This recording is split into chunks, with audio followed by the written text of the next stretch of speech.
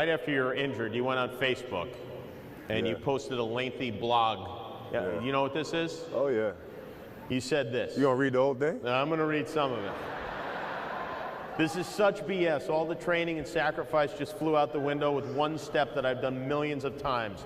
The frustration is unbearable. The anger is rage. Why the hell did this happen? Makes no damn sense. Now I'm supposed to come back from this and be the same player or better at 35? How in the world am I supposed to do that? I have no clue. Do I have the consistent will to overcome this thing? Maybe I should break out the rocking chair and reminisce on the career that was. Maybe this is how my book ends. Yeah. Maybe Father Time has defeated me. Then again, maybe not. It's 3:30 a.m. My foot feels like dead weight. My head is spinning from the pain meds, and I'm wide awake. Forgive my venting, but what's the purpose of social media if I won't bring it to you real, no image? Feels good to vent, to let it out, to feel as if this is the worst thing ever. Because after all the venting, the real perspective sets in. There are far greater issues and challenges in the world than a torn Achilles. Stop feeling sorry for yourself. Find the silver lining and get to work with the same belief, same drive, and same conviction as ever.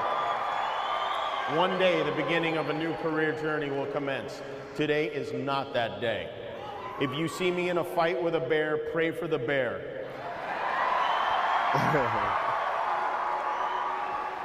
I've always loved that quote. That's Mamba mentality. We don't quit, we don't cower, we don't run. What's up, guys? Welcome back to the Off the Floor podcast. I am Ethan. I'm Billy Soboleski. So today what we're going to do is we're going to talk a little bit about injuries. Injuries are something that unfortunately we see, right? There's no way to prevent them. We're going to come across them from time to time in here. So how do we deal with them, and also what do they look like, right, in terms of the rehab process? And also, I think the biggest thing that Billy would agree with is the mental piece to coming back from an injury. So we have Billy here. Billy actually, unfortunately, went through an ACL recovery process. So we're going to talk a little bit about what that was like, how it happened, and kind of get into that. So let's talk a little bit of, day of and kind of how your injury occurred and what led to it. Yeah, so I think let's kind of start back. For me, it was when I went off to MCC and played there, right? I tell people all the time that when I was younger playing soccer, no one told us about strength training. Like, right. It wasn't a thing. Yeah. Like, they were like, oh no, that's for football players. That's for, you get too big. I think it's insane, obviously, looking at it now. The bodybuilders can't run fast on the field. Yeah, they don't know what lifting is. Exactly. Yeah. That's a joke that we get as of the other day. Yeah. But yeah, no, I think people just literally look at it like as you're not gonna be able to move. Like, soccer players are supposed to be quick, agile, but I think people just forget that. So again, I was taught that that's not something that we focus on. And I think looking back now, the misconception is so terrible that part of this today is not only do I want to tell people about that scenario for me and the whole process, but kind of give them an underside of everything. So when I was at MCC, we actually finished our season. So for us, it wasn't even something that was like in season. I think people also think like, oh, it happened in practice, it happened in the game. For me, it was the team went and did a morning session, like just for fun, in the gym at MCC. Right. My own goalie came out and our knees just collided. I went down, right? And the crazy part about that is that I hobbled off the court, I guess, and I sat down and my knees swelled up a little bit. I still went to class. Yeah. And I was like, I called my dad. I'm like, Dad, I don't feel good. Like, my knee's swollen. I can't move. Were you expecting, like, did you like think you knew right away, or was that something? No. That you just, like, oh, my knee hurts. I think you just got a knock. Like, how many times do people get knocks on things like that? I just thought like, okay, this knock was a little worse. Yeah. Swell up a little bit. Does anyone ever think in their head like, this is gonna happen to me? No, you don't think that. So I didn't. I thought like, okay, hey, it's swollen up. I'll go home, put ice on it, elevate it, the rice kind of thing. Yeah. Everyone tells you about and debunked, by the way. Yeah, exactly. Really. But then you go from there and you're like, okay, well, what can I do now? You know, so let's rest up a little bit. Yeah. After a few days, we're like, okay, the swelling's kind of gone down, but it's really stiff. Can't move it. So you do what you do. You make an appointment, go see a doctor. What kind of sucked for me was when I went to the doctor, they just thought, oh, hey, it's a sprained MCL. So I'm like, okay, they give me this nice big brace, put on my leg, keep it immobilized. And again, this happened to me a while ago. Things have changed a little bit in the immobilization piece to it. Yep. But they said, like, keep it immobilized. Put it up, rest it, you'll be fine. Took a month off. And then for me, kind of how it worked is I took it off. I'm like, okay, well, I should be good now. Right. You know, there was no PT. No one talked to me at the strength PT yet. I didn't have anybody behind me saying like, hey, you know what? Let's get into these exercises first. Let's see how this works. See how range of motion this is. Let's see rotation of your tibia, stuff like that. So no one really gave me that kind of reassurance that, hey, you can go back on the field and do stuff. Right. And then so I went on the field. I'd play, I'd jump in the air, I'd land, it'd kind of give a little bit. I'm like, oh man, that's weird. Sit out for 5 seconds, jump back in. Yeah, noticeable difference from before. Yeah, I mean, for what I knew, it was just, oh hey, this is part of the process. Yeah. Right? Like you just kind of go through it, you don't think anything of it, and you're like, okay, this is it. Yeah. Like so I deal with now until it gets better. Right. Right. So some arbitrary time. Yeah, that you yeah. don't know. And so you know, after my season was done, I was super excited. I had a couple, absolutely, MCC's a junior college, right? I got lucky to go play there. We had a really good team. I did well there. I had opportunities, a couple Division I scholarships afterwards. So, you know, this is kind of, let's hear them. I had Syracuse and Penn State as a scholarships. But again, those things that you're excited about. You kind of go to a junior college thinking like, hey, listen, you know what? I didn't have the opportunity to do much in terms of like, especially back then, like there was no recruiting videos, no films like that. So nothing what the girls went through, right? Yeah.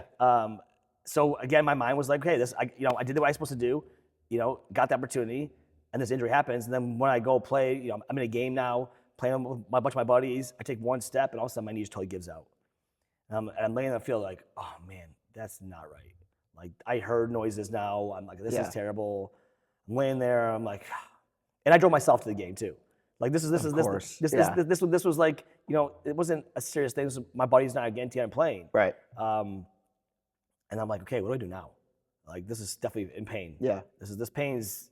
Now the alarm's going off of like, okay, this is more than what it initially was. Yeah, it was similar to what happened earlier, but there was more noises, right? And the noises happen, in your head you're like, well, that just can't feel right. Yeah, right. So finally I get walked off. My teammates help me up. I sit on the bench.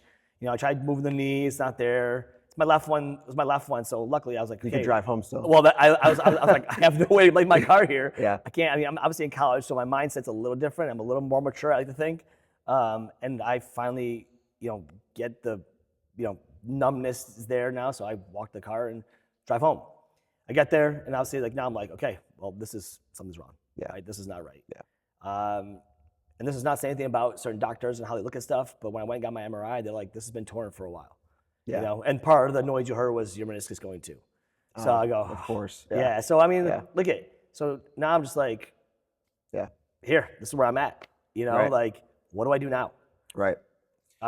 So talk to me about kind of the steps from there, like surgery, leading up to surgery. Like I know a lot of times what we deal with now is kids are going to PT prior to going into surgery. They're kind of trying to get their quad as strong as possible before they have all the damage done in surgery.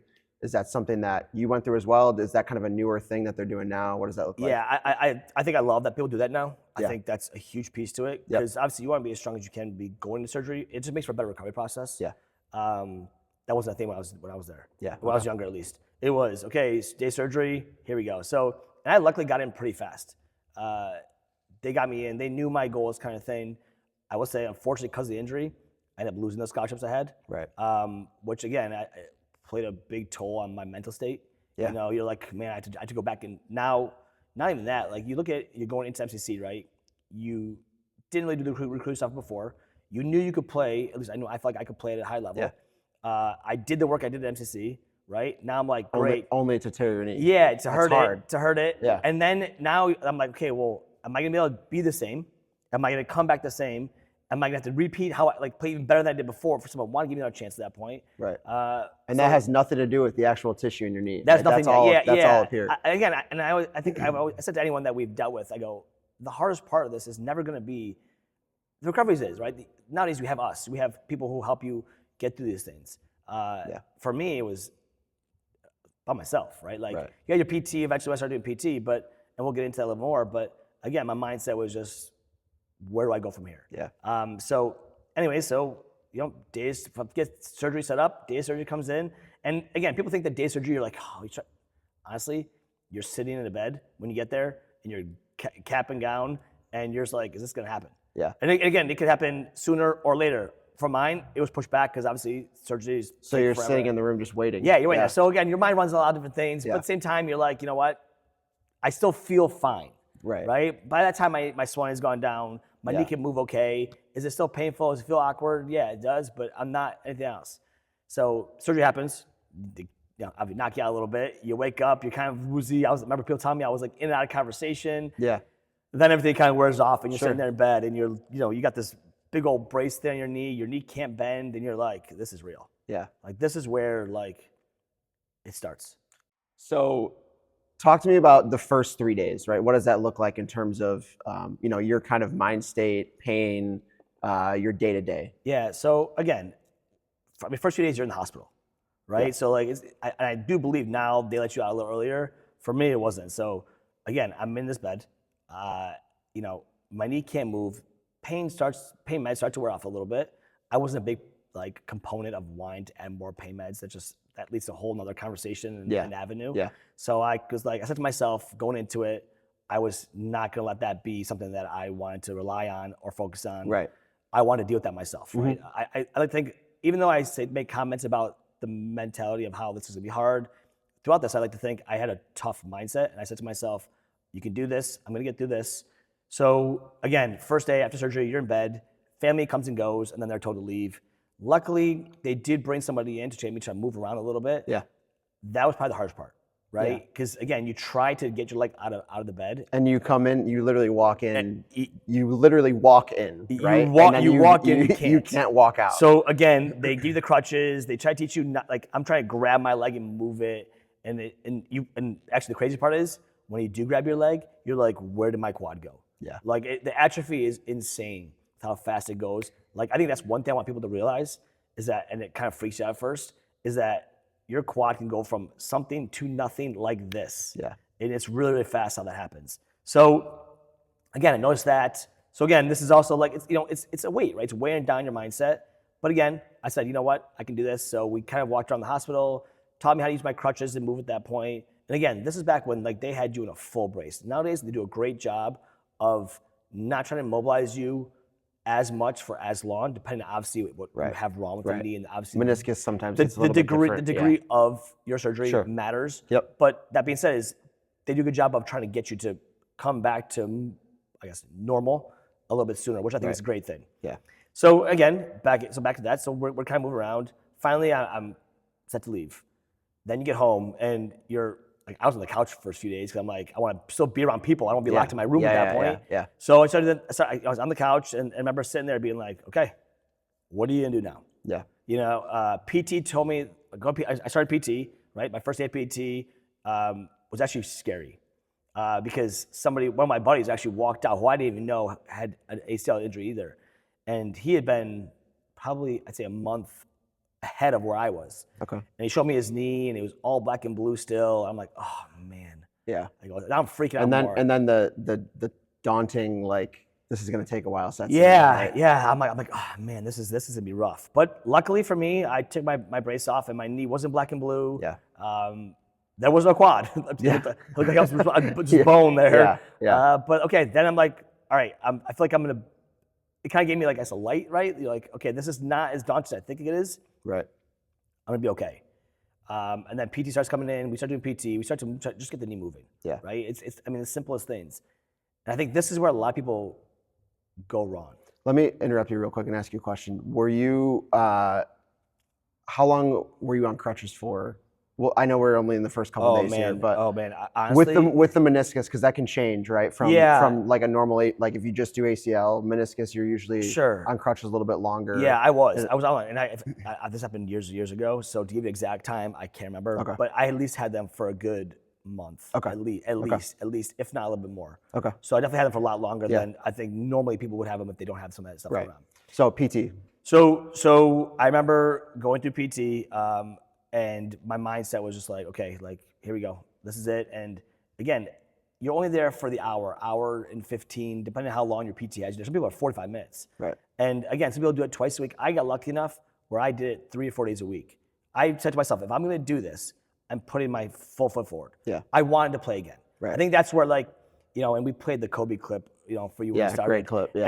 And that's how my mentality has always been in anything. And that could be something where it's from an injury to me playing to now having a business, right? There's a mentality to suck it up, right? Right. Things could be worse. Yeah. I tell people all the time, I'm a big glass is always half full, not half empty kind of person. Yep.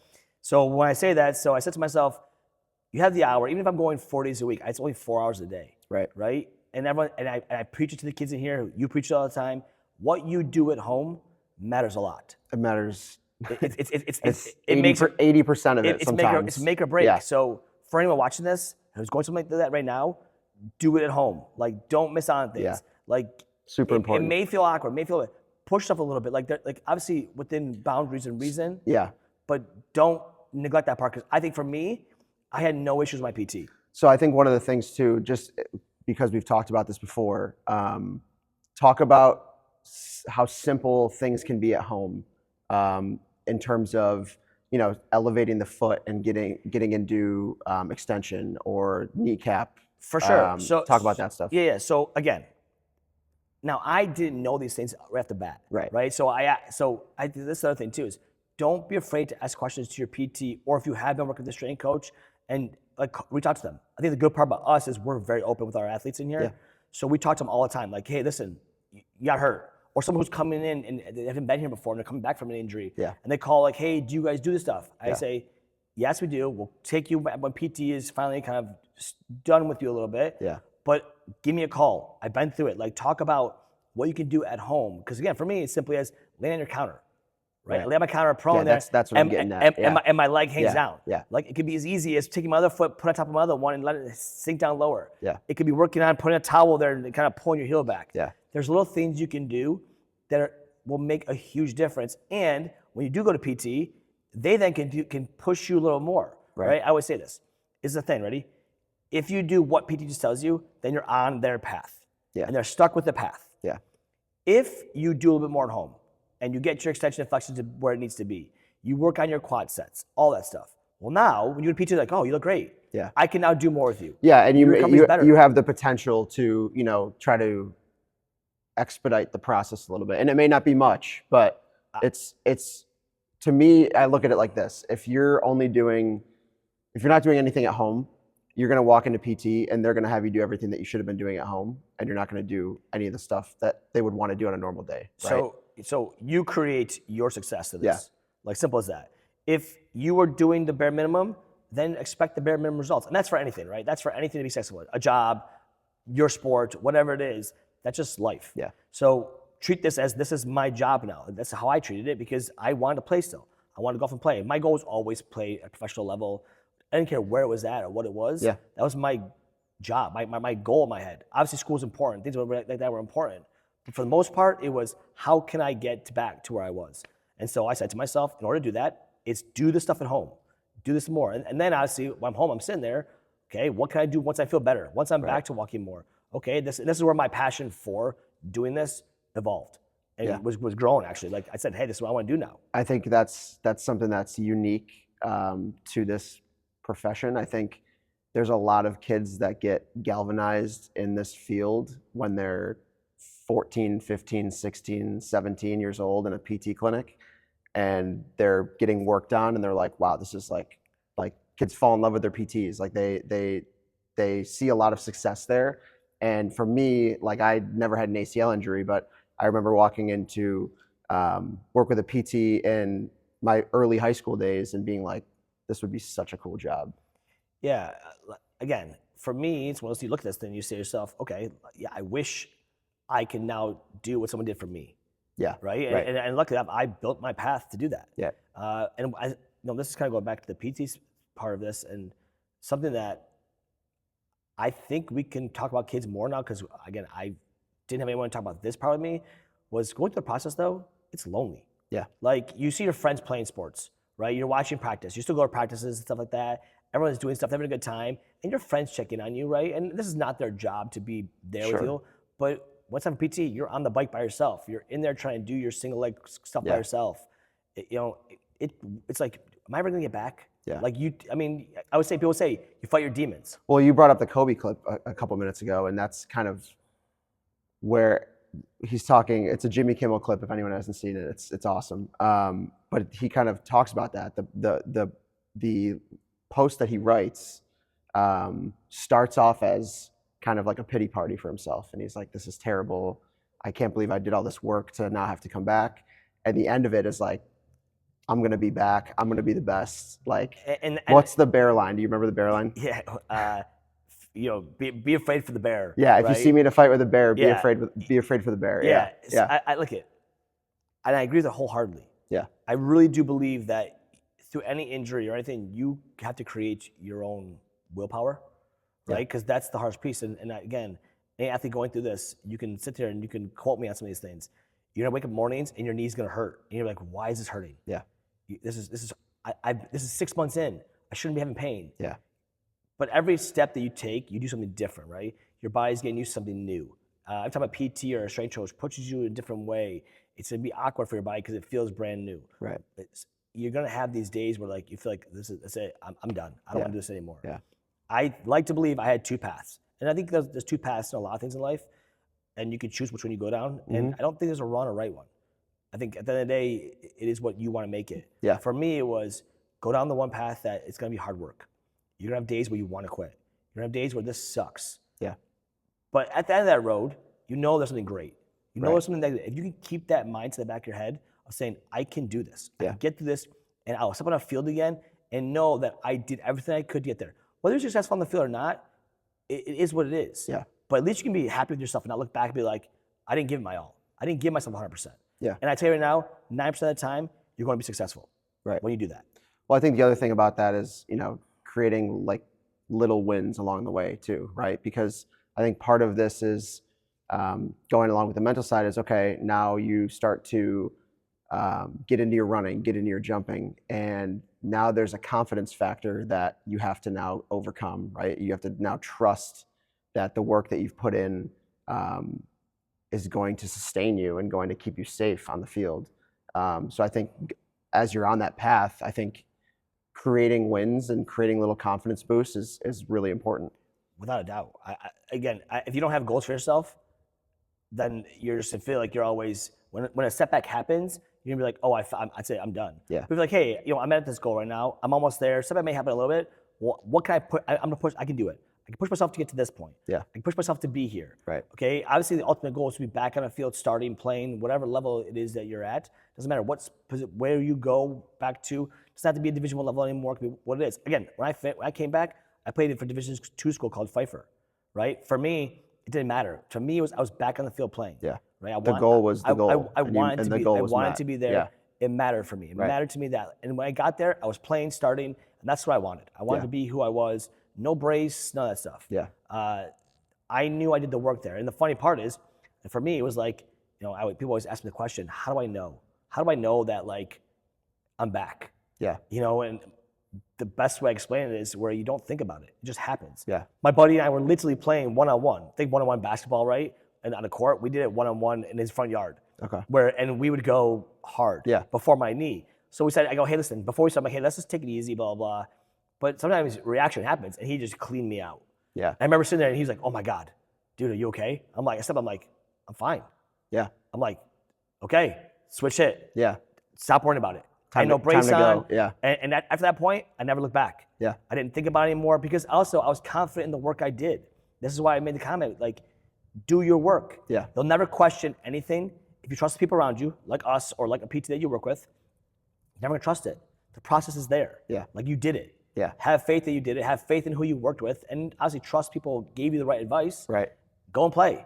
I'm not gonna say things don't happen. Right. The injuries always occur. Like you can't stop everything, but if you do the work how you're supposed to and do it religiously, you're 99% of the time you're gonna be successful. And you're never gonna feel bad about doing it either once it's done. No, listen. Think about a workout, even a leg day. Yeah.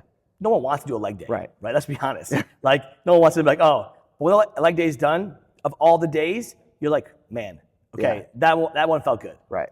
2 days later, I might not feel that good. Yeah. But you feel success as you're walking around trying. 12 hours sitting on the couch late at night. You're like, whoa. Yeah, trying to get up and down from the couch or get up and anything. But at the end of the day, you know that you're successful at doing something, right? Yeah. That's the same thing with this. You know that going through this, you did the work, be proud of it, and go from there. Yeah. Well, I think this has been a phenomenal kind of look into I think we talked more about the mental than the actual PT process of this. Yeah, look again, the point of today was to, listen, mine was an ACL, right? But this doesn't just go for ACL. There's Achilles, there's ankles, there's hips, there's shoulders, there's backs. And it could be something that doesn't even need surgery. It could be a nagging hamstring that sticks around for longer than what you want it to. Yeah. Today's part of this is not to go over the rehab process. You know, like obviously that's what your PT and that's what someone who comes in here talks about in person. We do enough of that. This is for those who have to deal with the mental piece to it. Yeah. Because I'll tell you, that's 85% of the work. Yeah. Is just beating yourself up when you feel like there's a setback or feel like, hey, I can't do this. You can. Right. I promise you can. Right. I was one to do it. Other people have done it. Just you have to put the right mindset in yourself. If you watch this 5 different times to get that feeling, awesome. Listen, we're pretty good with stuff like this. If you want to reach out, whether you're in our gym or not, Right. I'm one of my favorite parts of doing what I do here, and I say this wholeheartedly, is that yes, we build people stronger, getting back to certain things, but the confidence we build in people 100%. is more important than anything else. I think the parents who do something. And I think for us, that's the most rewarding piece too. It's the biggest. It's the most kids are going to part. get stronger, right? But to see that confidence grow is huge, especially coming off a kid's confidence is going to grow regardless, but especially coming off an injury, even more important. Listen, like I said, the mental piece is where it's at. Yeah. And if we can help in any way we can, hopefully today helped out a lot. Yeah. Well, this has been awesome. Guys, thanks for watching the Off the Floor podcast. I'm Ethan. I'm Billy. Take care, guys. We'll see you next time.